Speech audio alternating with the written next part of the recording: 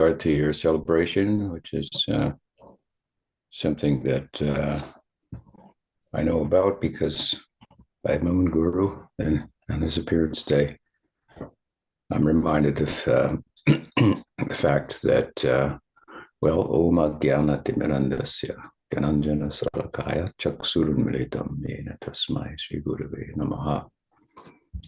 Although I was providentially born in the Holy Name Hospital, just outside of New York City, my eyes were closed until I met my Gurudev, Srila Prabhupada. I was, I think, about 22 years old at that time. And to change the course of my existence in material life forever for the better, godbrother of mine, Vishnu John Swami, had a saying, and I really liked it. I've cited it before, but it's worth repeating. It goes like this: the distance that we have traversed thus far in our material sojourn is much greater than the distance we have to go from the point of meeting our Gurudev onward to our destiny. So, to put it another way, Puja Sridhar Maharaj once was speaking with one of my godbrothers, and the godbrother said to him that today is a very inauspicious day, Guru Maharaj. Guru Maharaj kind of, really, what happened? What happened? You know, he took notice, and he said, "Well, today, the godbrother said, today's my birthday." And Guru Maharaj said, "No, this is not. You should not think like that." He says, "Jala jala navalakshani stavralakshani." He quoted this verse from the Puranas. There's so many thousands of different types of millions of different types of species, and amongst them, there's a much smaller number of human species. So to take birth in a human life is very rare, and in that human life to have sadhu sangha and sadhu guru, then that is even rarer still and more auspicious. Govindadas says that Dulabha manava janama satsangi taraha e bhava sindure. Dulabha manava janama. So the manava janma, similar human birth, that's a dulabh, it's rare. You can look on the end of your finger how many microbes are alive that you cannot even see, what to speak of count. And so we're very rare as humans, and Govindadas goes on, Dulabhamanava Janama Satsangi, Taraha E Baba Sindhu. And on top of that, to have satsanga, to have real guidance. Then you have the two elements that are required. You have human life and you have guidance of Shri Guru. Then you can Taraha E Baba Sindhure.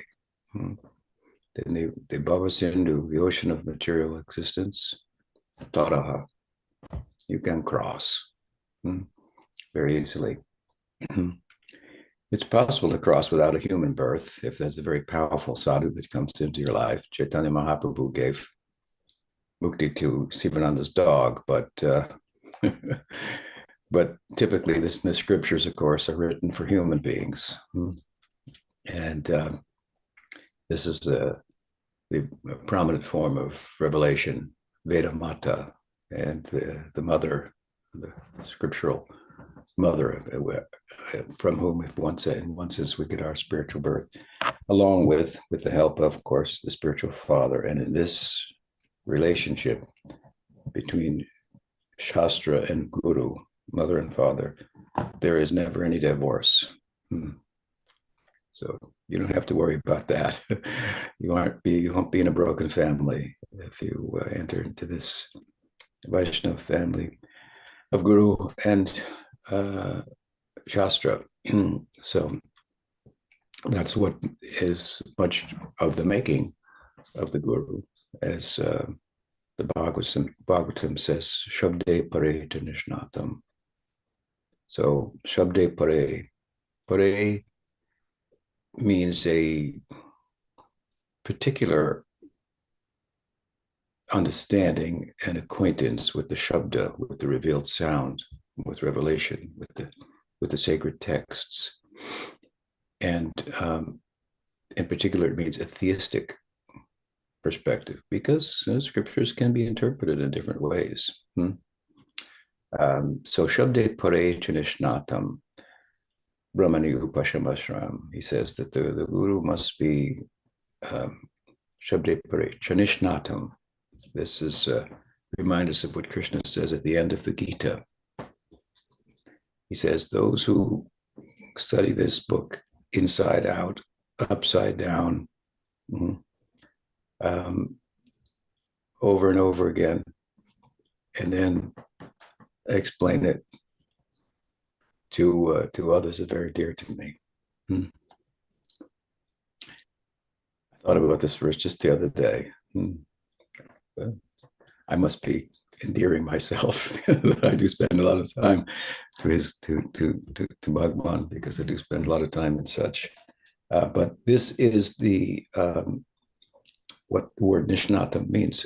And Vishwanath Chakravarti Thakur elaborates upon it. It means to know the scripture inside out, upside down, backwards, frontwards, and so forth. And the Thakur, Vishwanath Devi comments further, and not only the scripture. So he seems to be speaking about the fact that it to be vital in a role of serving in this capacity, in this particular role. And that's what it is. I mean, we're all Krishna Das, and we have different roles in this world.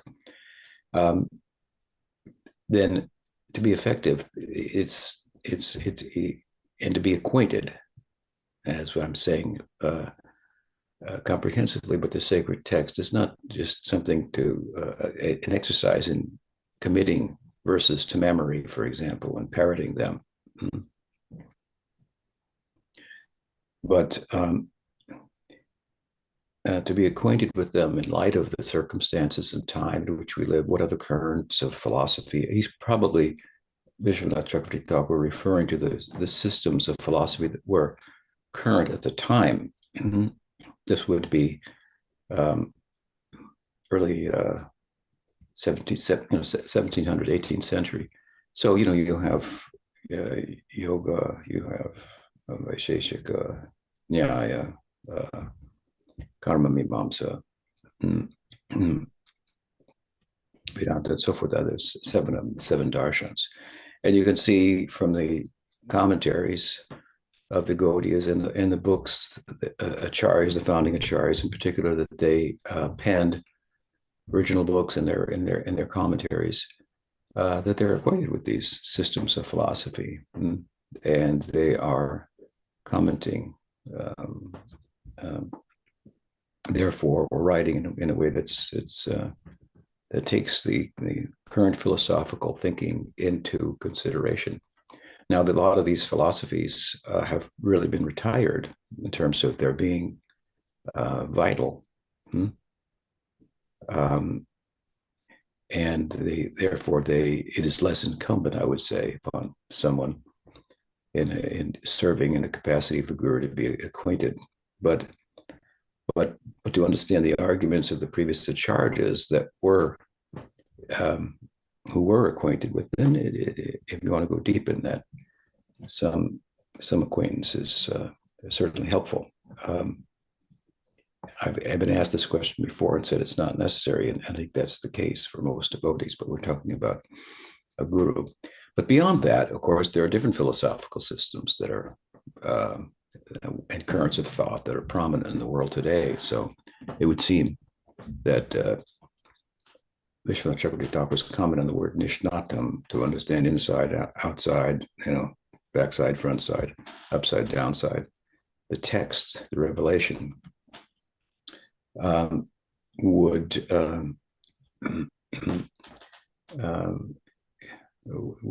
imply some acquaintance with modern philosophy so that we can speak from revelation, which is so relevant in our time, in accordance with or in consideration of the current philosophical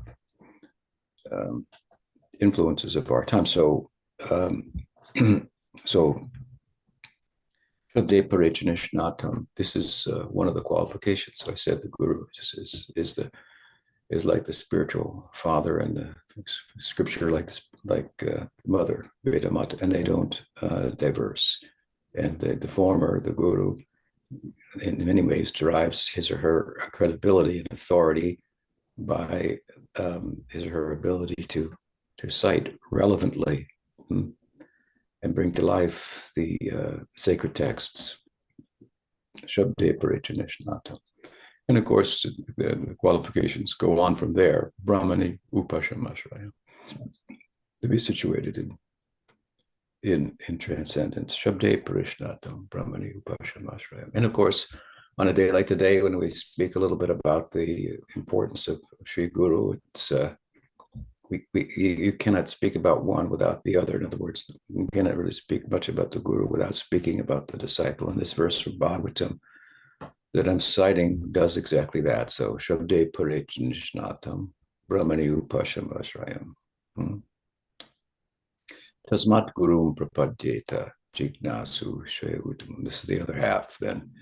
Tasmat Gurum Prapadyeta Jignasu Shayutam. That it describes the disciple. Therefore, it says that the student Shabde Tasmat Guru should do prapadyeta, submit to the teacher, and with the idea that I'm here applying myself to a Shreya Uttam, a comprehend Uttam. Shreya means that the long-term benefit, the comprehensive solution to the problem of material existence. I've written, for example, in Sacred Preface that there's a lot of problems in the world. That's one way to look at it, and to try to solve them piecemeal. Here, step on here, it goes up there. Press down here, it goes up there.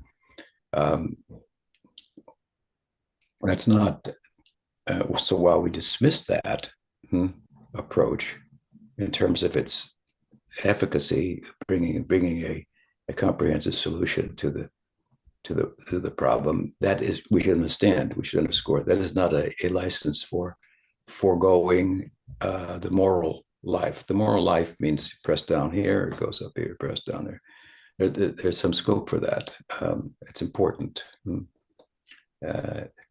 When you're in a dream, well, you have to react to the things that happen in the dream. If you know it's a dream, a lucid dream at the same time, well, you can't get too concerned about the ups and downs of it, if you will. But so our perspective again is that the word that there are not it's better stated that rather than there are many problems of the world, it's better stated that the world is a problem, and the world means our particular angle of vision at the present time. We are hunting and we're being hunted. As much as we hunt, we're being hunted. Problem. So Shreya Uttam means to make a comprehensive solution, to solve to change our angle of vision. This takes some time, but this is how we should. The text, the Bhagavatam verse I'm citing, says we should come before the Guru with this in mind, to make a comprehensive solution. Not I'm coming here to get a partial solution. There may be some partial solution included in that. That may be a byproduct, but but it can also be a very challenging life, a life of a sadhaka, and we get more prepared to deal with the ups and downs of life, if you will, than to uh, be involved in solving one and avoiding another, and so on and so forth. We get the courage and strength to face it, the onslaught of material existence with another angle of vision. So, in this way, it's a nice verse, but I think the most important verse describing the guru that my mind has gone to in the context of making the point that these two, Guru and Shastra, this is a marriage, no divorce there. So, as I say, I have the experience of having the guidance of the Guru changed it. It was as if my life of 22 years, I think it was, had just been waiting to meet Prabhupada. And then it took off in terms of something from some connection from the past. Right? When I saw Prabhupada, I felt as if I had met an old friend. I was fortunate to get his glance of benediction in the Los Angeles airport when he appeared in that spring morning. I had been living in the Santa Cruz Mountains, reading the Krishna book and with a shaved head and an orange sheet, and preaching from it without knowing how to join.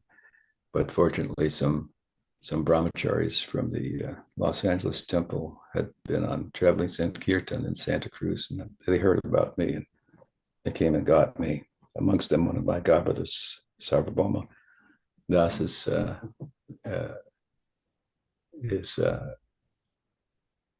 still a good friend of mine that I'm connected with. He's selling my book Circle of Friends over there in Mayapur. We're in touch after all these years on the basis of that, and I'm reminded of him today and the role that he played in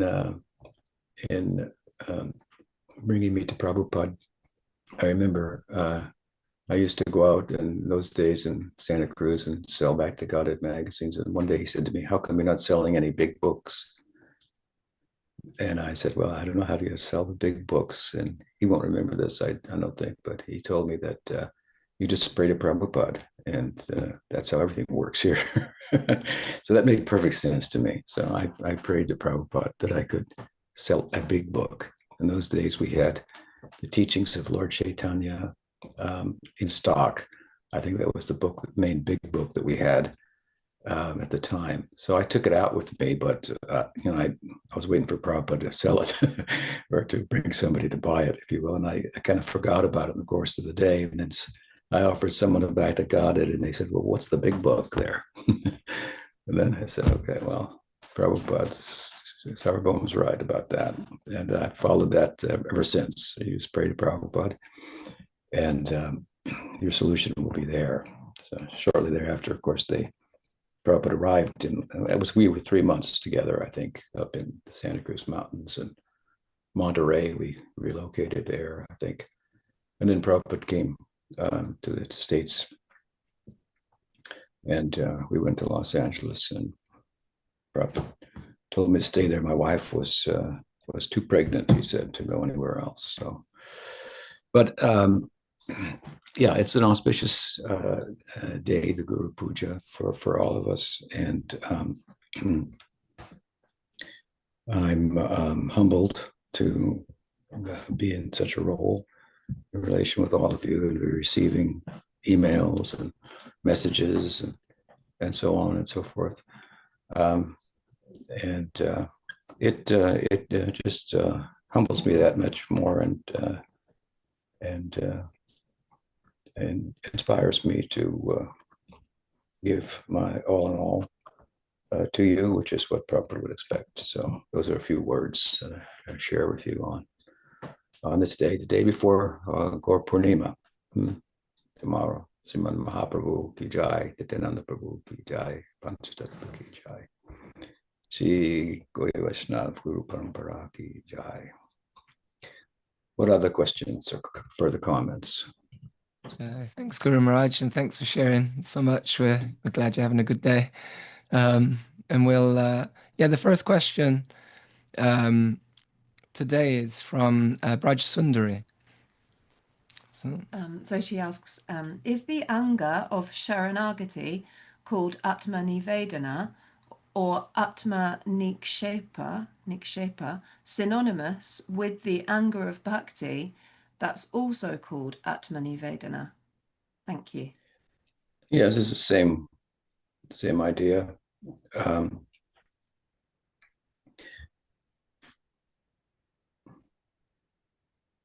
Sometimes it's described as kind of like a self-resignation, and analogies also often given of a domestic animal who puts themselves in the hands of their provider, protector, cow, for example, and happily gives milk accordingly. So there's no real difference in the concept. So Bali Maharaj, I believe, is the example given in Bhakti Rasamrita Sindhu of someone who became perfect by atma-nivedanam. He put his head for Vamana to place his foot on when he had promised Vamana. What did he promise him? The 3 steps of land with which the avatar, with 2 of which he covered the whole world. Trivikram is his other name. Trivikram, whose step is very wonderful. With 2 steps, he covered the world. And then he said, "Now you promised me 3 steps. What's left?" He said, "Well, there's my head. There you go." So that is the example of atma-nivedanam. Same idea as there in Saranagati. All right, what else? The next question is from Gokula Chandra. Okay. Can't hear you, Gokul. And I think they're just unmuting themselves. No, still can't hear. You try speaking, Gokul. You look unmuted. Can anyone hear me? We can hear you now. Yeah. Oh, okay, wonderful. Yeah, our dandavats to you, Guru Maharaj, on your Vyasa Puja day. And my question is connected with the Facebook posts about bhakti being inherent in jiva. And when I was reading through the different comments and what you posted, something came to my mind, which is if bhakti is inherent in jiva, that I think kind of naturally there's more emphasis put on uncovering it and not only having the grace from the outside, but also have sadhana and some effort. Whereas if bhakti is something foreign that we get from outside, then maybe the more emphasis would be put on receiving it. And so I was thinking, I could imagine a situation when someone is practicing bhakti for, I don't know, 20, 30 years, received instructions from his guru, and maybe he's not seeing the results. So this person may have doubts, for example, is what I received from my guru real? Maybe I should go somewhere else, get it from some other person. Maybe there's some shortcut or something like that. Do you find that this is maybe a problem in our Gaudiya Vaishnava tradition these days? And also I wanted to ask you, how important is this, your current work, you're writing in articles about that, how important it is for devotees to understand this point that bhakti is inherent? Well, I think that you're asking with the first part of your question that some devotees may think that bhakti is not inherent and I didn't get it from my guru, therefore I should go somewhere else and get it. And we have seen that idea. I think it's important to note that Bhaktivinoda's writing is voluminous, and that he very much, in a practical sense, served in a role that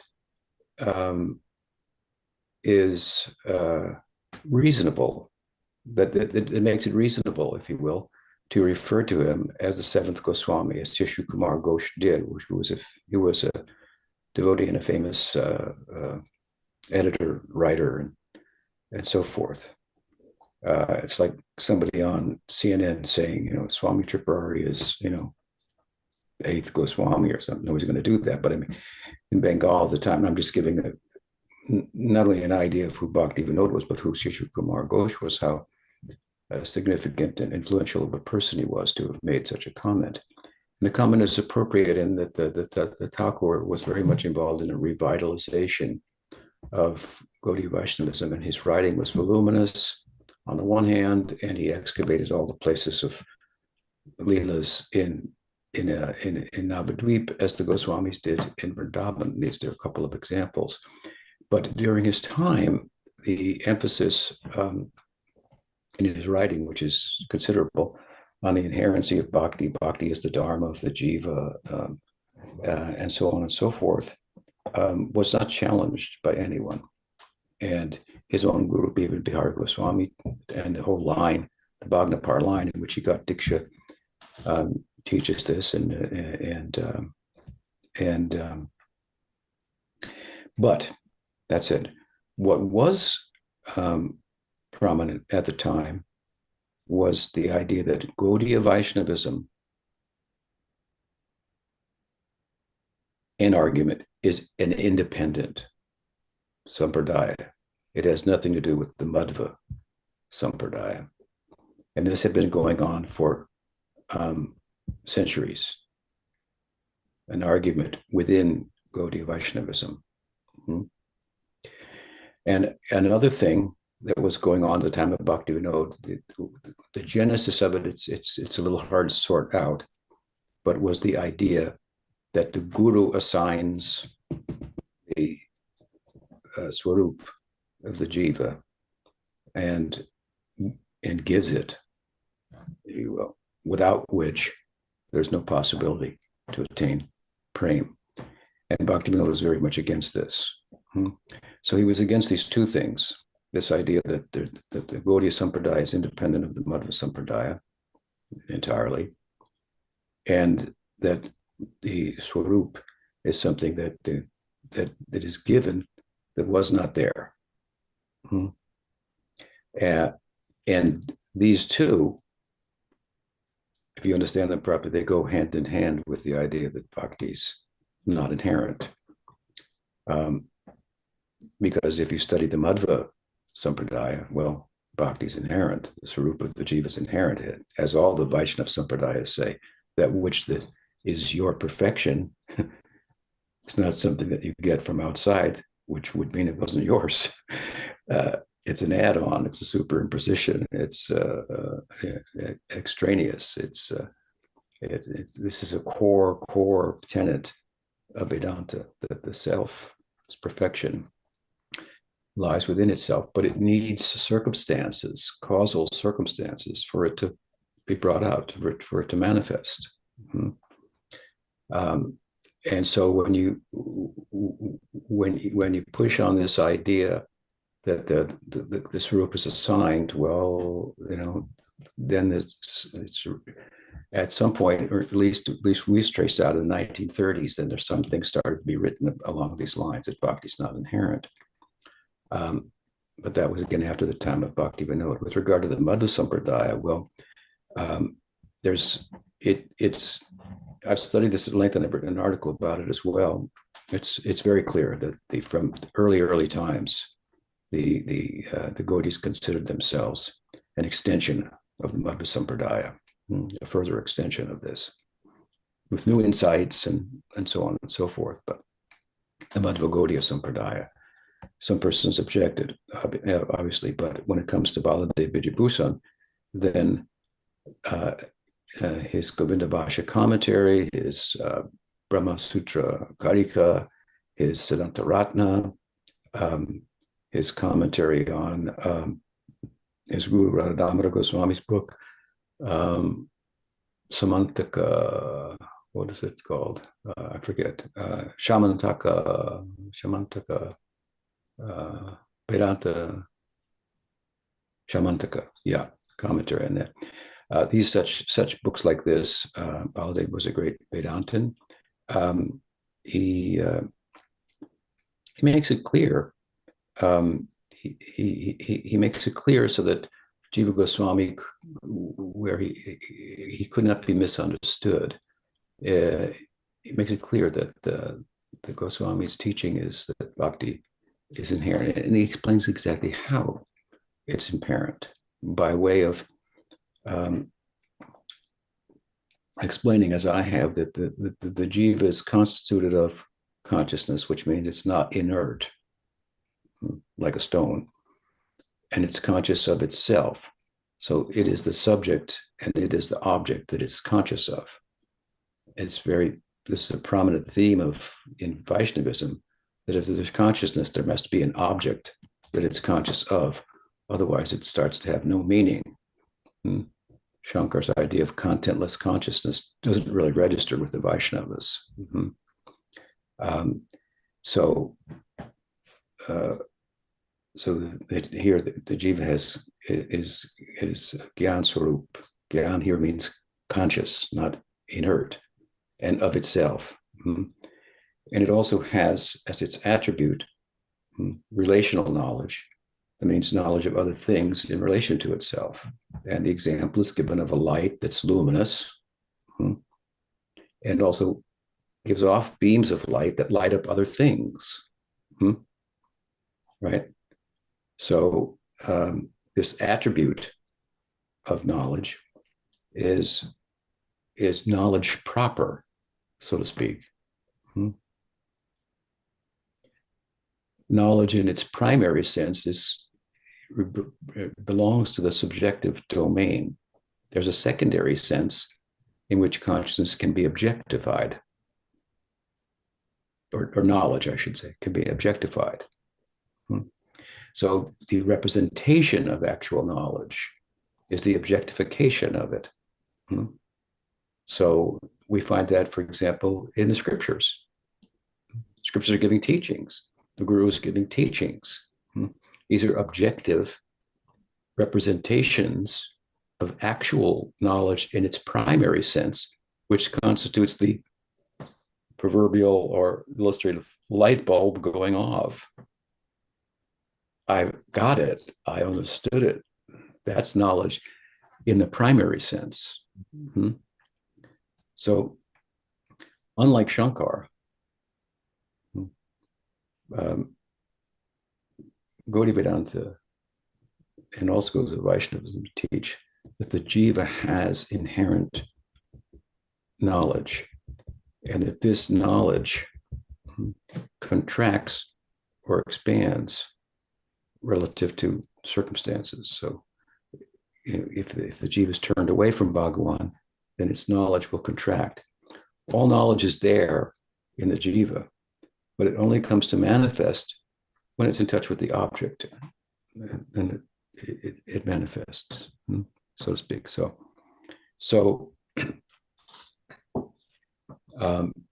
And Jiva Goswami has described or defined or referred to bhakti as jnana vishesh, a particular configuration of knowledge.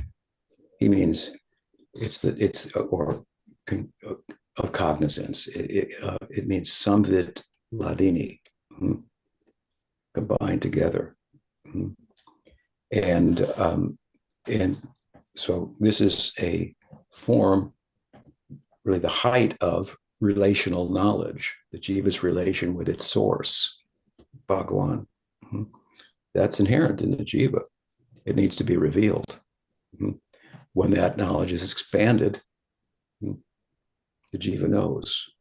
I'm an eternal servant of Krishna. This is my nature. This is my relationship with him, and so on and so forth. So in this way, it's Bhagavan's. It's constituted your svarup, your gyan vishesh, your particular configuration of cognitive configuration that bhakti is constituted of. It's just Bhagavan's Shakti, Swarup Shakti. But it's Bhagavan's Swarup Shakti in the jiva that constitutes bhakti. That he relates with also and derives more pleasure, more ananda than he does in isolation, for example, as Brahman.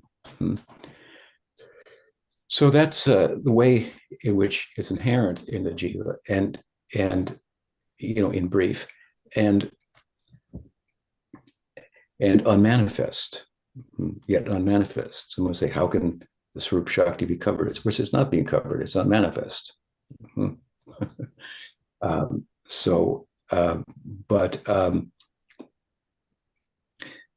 Baladev has done is, in one sense, among other things, has shown that what Jiva Goswami says in the Sandarbhas is not how some people have interpreted him, or maybe could have interpreted him. Maybe they hadn't at the time. Later they started to, and so he is kind of heading that off at the pass, if you will. But if you don't read Baladev, then you could have that misinterpretation. What is that misinterpretation? That the jiva doesn't have inherent knowledge because it's thought to be a transformation of the jiva. But Baladev explains, in all the Vaishnavas do, Sampradayas, how having knowledge, its expansion and contraction, is not a transformation of the jiva itself. It's just a different mode of expression that it's in. If I sit here, if I get up, I walk, or I lay down and sleep, I haven't been transformed, but there's a difference in the mode of my expression. I'm expressed lying down, being silent, speaking, and so forth. So these are complex and complicated Vedantic arguments, if you will. But Baladev makes them. And if you study him, it's clear that the idea that the jiva has no knowledge at all, and it only manifests in his subtle body, the antakarana. And when the antakarana material is done away, you get a spiritual antakarana, and the knowledge manifests there, which means that it's separate from you. The spiritual body is separate from you. The spiritual body and the spiritual identity and personality becomes more like a tree planted in a field, rather than a tree inside of a seed. The two are very different. The tree is inside of the seed. In the same way, your personality, your identity, and its form and so forth are within you, unmanifest. That's one thing to say that, and that resonates with us. Then to say, well, you're this field. Trees aren't inherent in fields, but they can grow in fields. So you take the seed of bhakti, you put it in the field, a tree grows. That makes the jiva only the host of bhakti. Right? And ontologically different from it. So this is a very problematic idea from the point of view of Vedanta, which contradicts this view, that it says that the jiva self is within, and its perfection amounts to the manifestation of itself, which is one with and different from Bhagavan. So that's a whole other further discussion. There's a oneness between the jiva and Bhagavan. So my point anyway in making this is that if you maintain that Gaudiya Vaishnavism is independent of Madhva, then you have to distance yourself from Baladev, who certainly doesn't say that at all, and shows not only from a kind of a formal sense that we have an affiliation with Gaudiya Vedanta, he shows also the philosophical concurrence that we have, while there are some differences also. He emphasizes that what we have in common with Madhva's teaching, which is important. So if you separate out Madhva, and the non-inherent perspective is very reluctant to cite Baladev Vidyabhushan. He has to be avoided. But from our point of view, of course, we find Jiva and Madhva, Jiva and Baladev complementing one another, as we would expect, right? And a wholesome, organic understanding of Gaudiya Vedanta that also harmonizes with, or agrees, if you will, on this issue with all of the schools of Vaishnavism. It's only the Shankar Sampradaya that says that the jiva has no inherent knowledge, and there's no jiva ultimately. There's more to be said about that. But anyway, I bring this up because these three go together. They work together really well. What is that? That Gaudiya Vaishnavism is independent of Madhva. The svarupa is assigned. Bhakti is not inherent. These three kind of go together. Bhakti, even though it was very strongly against the idea that Gaudiya Sampradaya is not connected with Madhva Sampradaya, it was adamant about this. And these are the kind of reasons for that I'm giving. And two, that Bhakti is not, your svarupa's not assigned. It's revealed, it's disclosed through the practices and so forth. The seed of Bhakti, as Jiva Goswami says, is sadhu sangha. Sadhu sangha is an anga of sadhana bhakti. What is sadhana bhakti? Rupa Goswami explains it. Sadhana bhakti is that bhakti that's practiced with the senses, kind of like in an apprentice status, and by which the eternal self-revealing bhava becomes manifest within the jiva. If it becomes manifest within the jiva, well, it must have been there in unmanifest condition. It's not appearing ex nihilo, out of nothing. So these are, embedded right in the core teachings of the Goswamis, if you understand them correctly, which requires some understanding of the history and of the Vedanta and so on and so forth. So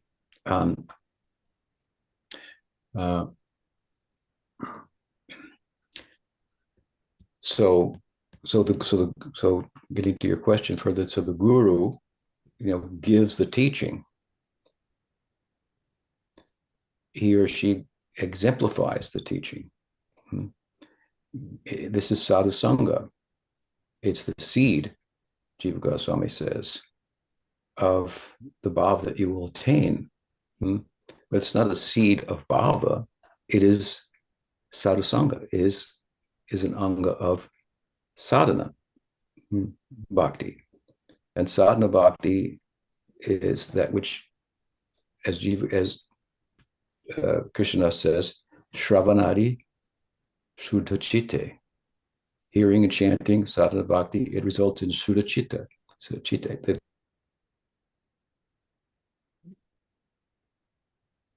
from material impressions, and Kodaya Odoi, this Nityasiddha Bhakti, Nityasiddha Prem, arises. It manifests. This is his Bengali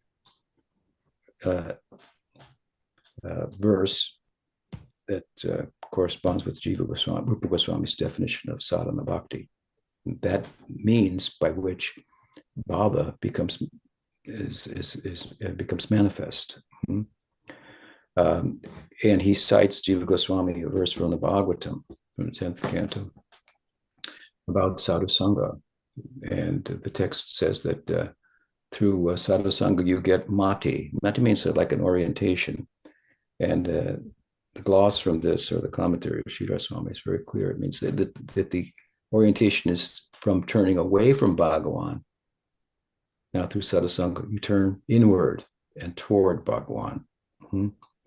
And then by the practice and by grace, then subsequently, in due course, this bhakti proper, which is an emotion, manifests. You can't give an emotion to somebody. You may cause emotions to manifest, where they lie dormant, right? Do you have fear? Not at the moment, but if a monster should, come, then yes. Where did it come from? Did the monster give it to you, or did it cause something within you that was unmanifest to manifest? This is the idea. So now that said, of course, the power of one's sadhusanga, that will be a determining factor in how quickly, which is to your question, this bhava, this prem, this emotion, this inherent unmanifest bhakti proper will manifest. Jiva Goswami makes the point, if the sadhusanga is weak, well, it's going to take longer. It's very powerful. It will be shorter. Of course, now the other factor is how conditioned you are, right? What is your conditioning?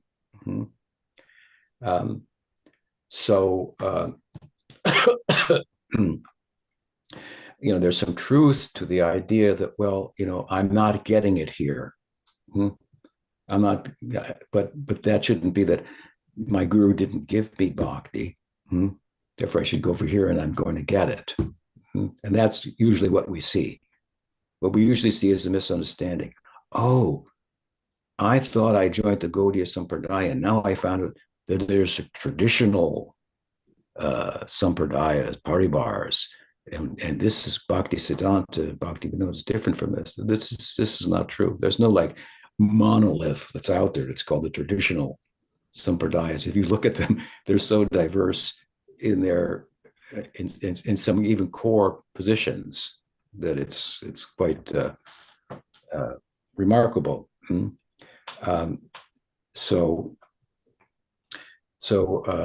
But this is commonly what happens. Prabhupada, for example, emphasized a unbroken guru parampara.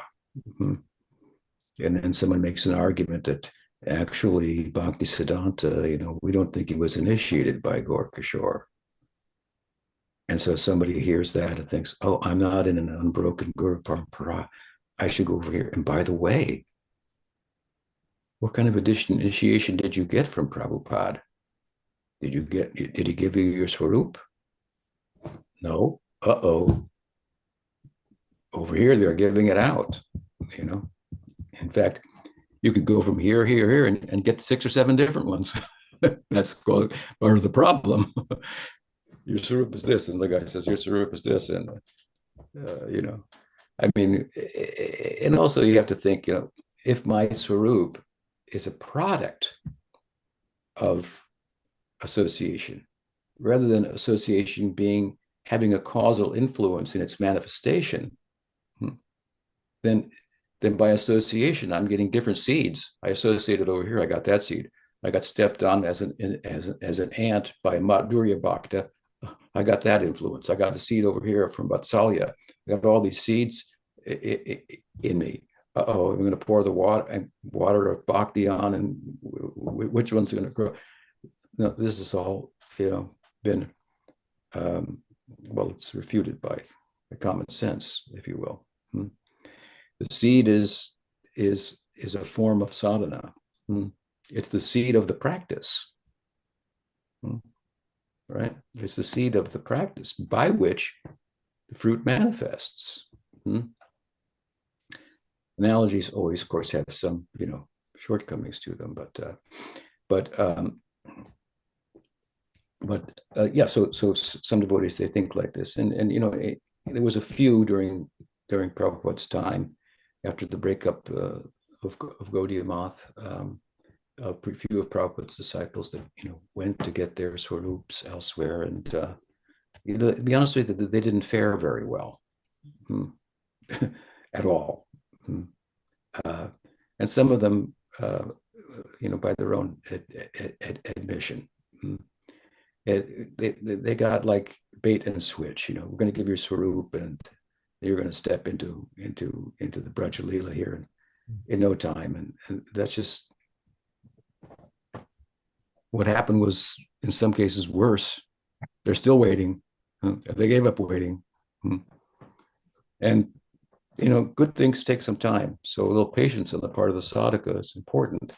And I would say that if you find that the sadhu sangha is weak, if that's your consideration, and it is in some instances, in some institutions and some individual instances, whether it's in ISKCON or outside of ISKCON or Gaudiya Mata, there's tons of weak sadhu sangha. And strong sadhu sangha is more rare. But if it's a fact that your sadhu sangha is weak, and that can be verified through stronger sadhu sangha, right? Then you have justification for identifying with the stronger sadhu sangha. This is the solution given in the history of Gaudiya Vaishnavism. For example, if your Diksha Guru proves over time to be a little weak and lacking in knowledge, or maybe even in some smaller ways in character, Bipin Bihari Goswami, he did something, he smoked or something like that. Bhaktisiddhanta didn't like that about him, but he wasn't really super critical like some people make out.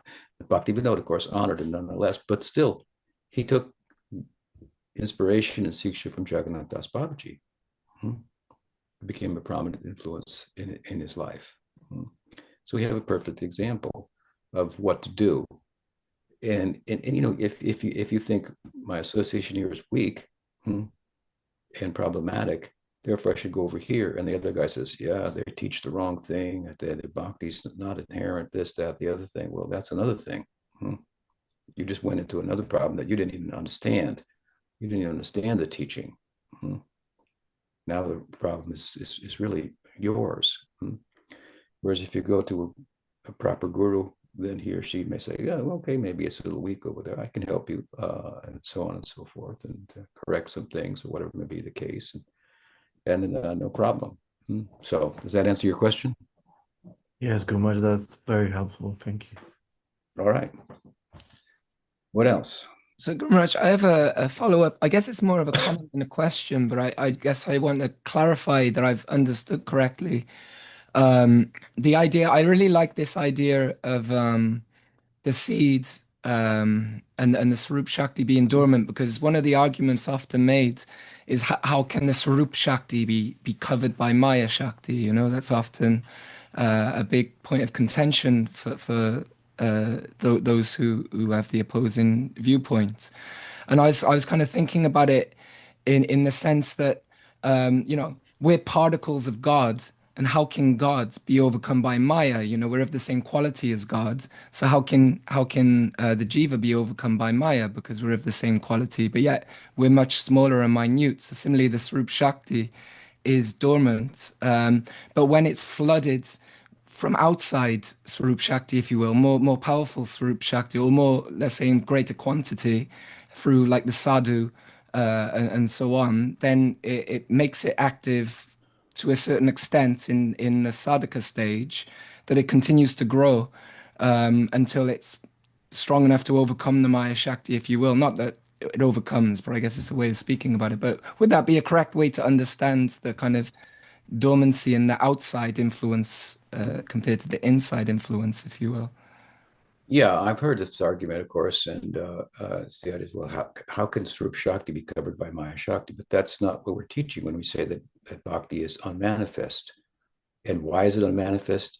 Because the jiva is turned away from Bhagwan. And that's considered a dosha, a fault, right?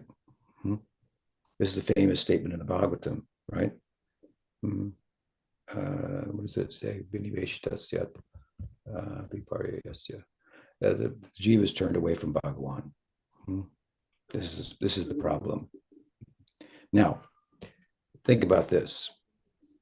We're talking about in a cosmic metaphysical sense. The jiva is turned away from Bhagawan. Therefore, it's not, her knowledge is covered, right? Which would include her relationship with Bhagawan and so forth, right? It's covered. It's hidden. These words are repeatedly used throughout the scripture. Its knowledge is, therefore the jiva, her knowledge is covered, right? So that's one thing. Now let's look at it in terms of the life of a sadhaka. We're talking about cosmologically, right? The jiva was turned away from Bhagawan, therefore her knowledge is covered. Now let's talk about it in terms of a sadhaka. Let's say a sadhaka is practicing. Svarupa-sakti is active in some sense in their life, right? Even in the sadhaka. But if we say, oh no, not until bhava manifests. When bhava manifests, then the svarupa-sakti is manifest. Then it can't be covered. But we have examples and teachings in this regard, that if you make offense to Bhagawan or to the devotee of Bhagawan or to bhakti, even in the stage of bhava, when svarupa-sakti is manifest, what will happen? That svarupa-sakti will recede. It will contract. You could recede into a position of an abhas only of the bhava. This is right in Bhakti Rasamrita Sindhu. So we have examples of what in the sadhaka's life, turning away, right, from bhakti, turning away from Bhagawan, offending a devotee, and bhakti contracts, right? So this is why bhakti is hidden, because the jiva is turned away. Therefore, bhakti is contracting. Bhakti is doing the contracting, right? And jiva is being covered. So, in effect, the Maya Shakti is not covering the Svarupa-sakti. It's covering the jiva as a secondary effect of its turning away, which causes the contraction of bhakti. Of course, it's not something that happens in time, that it was manifest and it contracts, but that's another topic. Do you follow? Yeah, that's wonderful. Thank you, Guru Maharaj. Yeah, it's a good example to help make the point that bhakti. It's one thing to say Svarupa-sakti, Maya Shakti can't cover Svarupa-sakti. Well, yeah, we agree, but it's a category error to say, well, it's covering unmanifest bhakti. Well, if it's unmanifest, what's it covering? It's already unmanifested. So, and it's unmanifest for a different reason, for turning away from Bhagavan. Okay, well, what else? Couple Thanks, minutes Guru more. Maharaj. So the next question is from Gunjan Sharma, or from her son, I guess. So yeah, Gunjan, she writes, Pranam, dear Guru Maharaj. My 13-year-old son requested me to ask this question to you on his behalf. I tried to answer his question, but he was keen on asking this question to you, as I was not able to satisfy his query. He is currently in the teenage phase of his life, where he is questioning many things in his life. He is learning about different faiths, and he is in doubt about his faith. Here is his question. How can I know if my religion that I was born in, which is Hindu religion, is correct? What if other religions are correct over mine? Will God forgive me? If I accidentally follow the wrong God, will the true God forgive me? Thank you. Appreciate the question and the thoughtfulness behind it. There are a number of ways to answer this. One way to answer this is that there are different religious conceptions, and they differ. But they tend to differ more on details than on actual principles at the core, at the heart of the teaching. There's two sides to religion. There's the religious and social side, and then there's the mystical experiential side. It's one thing to say, I believe that I have a soul. It's another thing to experience that you are a soul, and thus have control of your mind and your senses and transcend the bodily limitations, and so on and so forth. And I believe that at their heart, all these religious traditions have a mystical side. Let's take Christianity. Christianity has a certain dogma, teachings, beliefs. And then there's Jesus and some of the early saints and so forth. Now, mostly Christians don't do as Jesus did and become mystics, drop everything and follow him. And, I mean, if you listen to Jesus carefully, you'll start saying, that sounds like Hinduism. He's teaching that you're not the body, right? Also, he's teaching, the core of his teaching is to love your neighbor as yourself and to love God with all your heart. The Bhagavad Gita says that the highest yogi sees the suffering of his neighbor as if it is his own. And he loves Krishna with all of his heart. So when you go to the mystical side of the traditions, you start to see the common ground. You think Jesus would disagree with Chaitanya Mahaprabhu? Right? They're both nivriti, they're both about giving up materialism, right?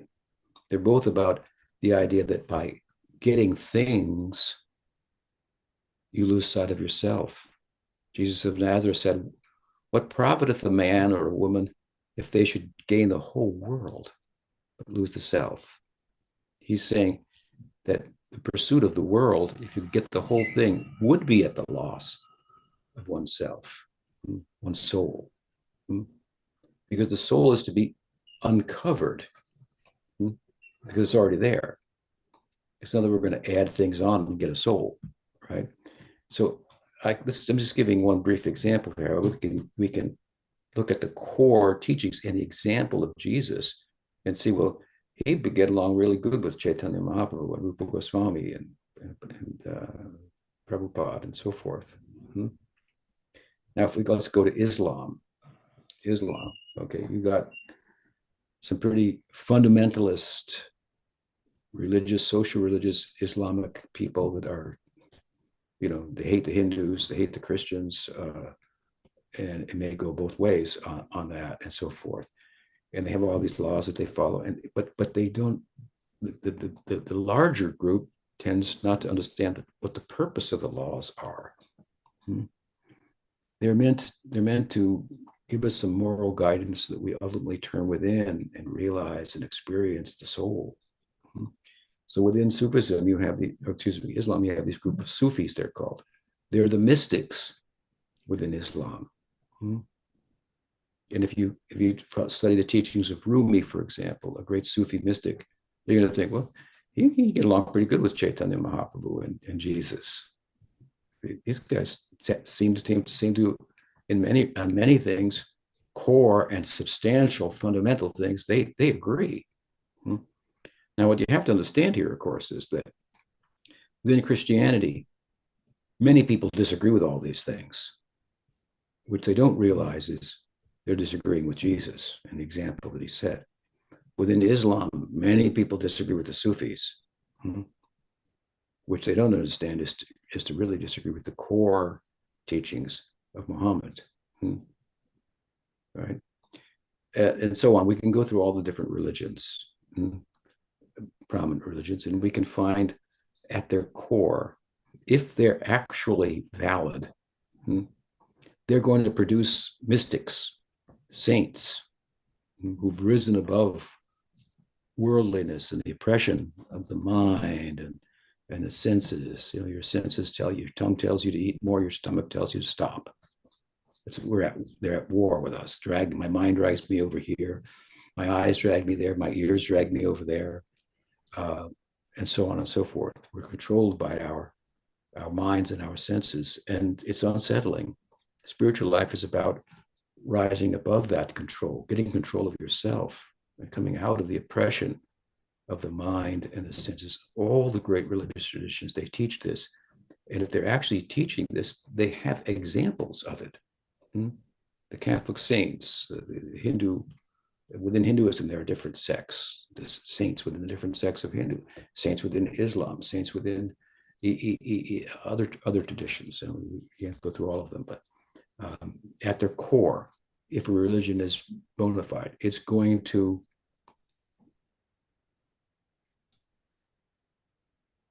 do away with the false ego. It's going to say what you think you are as an American, as a man, as a woman, as an Indian, as a Catholic, as a Hindu, is all external. What you are is a self, and it's eternal, and it's blissful by nature, and it's cognizant, it knows, and it needs to be uncovered. This is what they're all teaching. So in that sense, the religions are not opposed to one another. But what's opposed to one another is misunderstanding of the religion, which is the larger manifestation of a religious culture. Therefore, the Catholics fight with the Protestants, and the Christians fight with the Muslims, and the Muslim with the Hindus, and what color you should wear, how you should, where should you have a beard or not, what color your tilak is, or should you have any tilak on, or this. All these things are external, superficial. They're not bad. If you're in a particular tradition, it's good to follow the customs of that tradition that are meant to help you go within. But if you get stuck on the externals, it's very problematic then. You don't get the experience. Then you become at odds with other religions, and then there's wars over religions and so forth.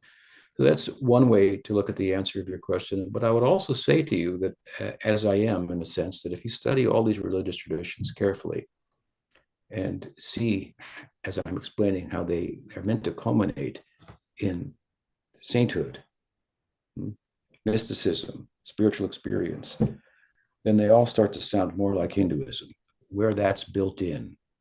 The difference I'm pointing out here between Hinduism and some of these other traditions is that the Catholics, or let's say the Christians, would be surprised in my country to find out that Jesus wasn't white. He didn't have blonde hair and blue eyes. And that's just the beginning. And he also said that you should be kind to others, and you should love others more than yourself, more than your own family, extensions of yourself, and so forth.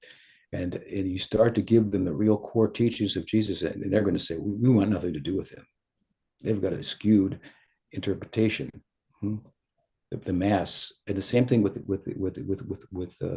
Muslims. And so, in other words, they're at odds without realizing it with their actual founders and the mystics that brought the tradition.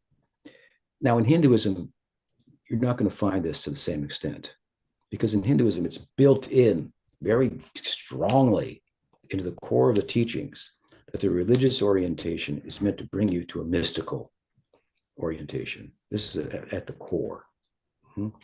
Therefore, there are all kinds of mystics in India, and they're celebrated by the different traditions, right? Now, the ability of the mass of Hindus to follow them, that's another thing. They lack in just as much as Christians do, and just as much as Muslims do. And there can be fundamentalist Hindus also that in the name of Hinduism are ready to fight and kill people and enter into skirmishes and even war over something that's really not as consequential as they think, which is superficial, which is detail of their religion. So the problem of fundamentalism, or kind of a misrepresentation of the core teachings, it spans throughout all the religious traditions, Hinduism included. And similarly, or in another sense, the core of all these traditions, they correspond very much with one another. So that's something to think about. I hope that's an answer for today, anyway, to your question. If you have further thoughts on the matter, I'll be happy to address them in our next session. So with that, we will close for the day. Nice to be with all of you. Tomorrow's a big celebration for Chaitanya Mahaprabhu's appearance day. Or Premanande, Hari Hari Bol. Ibo. Vyasa Puja ki jai, Guru Maharaj ki Jai. Hare jai. Krishna. Jai. Srila Guru Maharaj ki jai. So yeah, thank you. So I guess we're a little backed up on questions, but it was worth it. I'm sure you'll agree. Guru Maharaj shared some nice things today. And so yeah, so all the questions we've got, as you know, they'll be first next week. And yeah, feel free to let us know, and we can add you to the list if there's more. So have a lovely celebration of Guru Maharaj and Gora, and we'll